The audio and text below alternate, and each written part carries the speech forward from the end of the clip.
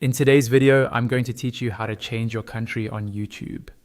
Changing your YouTube country is a simple way to see recommendations, trends, and content that match a different region.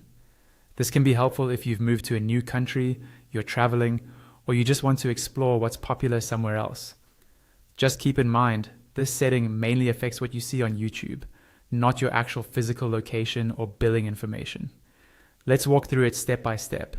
First, open your web browser and go to YouTube's website. Make sure you're on the homepage or your main YouTube dashboard.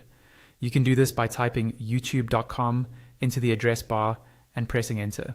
If you're not signed in, it's a good idea to log into your account so the change is saved for you personally.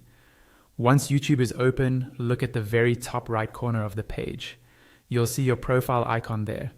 This might be your photo, your initials, or a generic avatar if you haven't set a picture yet. Click on that profile icon to open a drop-down menu. This menu is where YouTube keeps a lot of your account options and settings. In the drop-down menu, take a moment to scroll if you need to, and look for the option labeled Location. Depending on your current setting, you might see the name of a country next to it. This is the feature that controls which country version of YouTube you're using.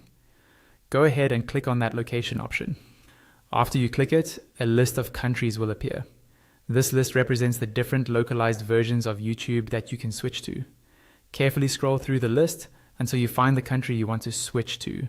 When you're ready, simply click on the new country. YouTube will refresh automatically or after a brief moment, and your country setting will be updated. From now on, your homepage, recommendations, and some trending content will be tailored to that region. If you ever want to change it back or choose another country, just repeat these same steps. Remember, this change does not replace a VPN, and it doesn't alter region locks for all videos, but it's a quick, safe way to see YouTube through the lens of another country. That's all there is to it.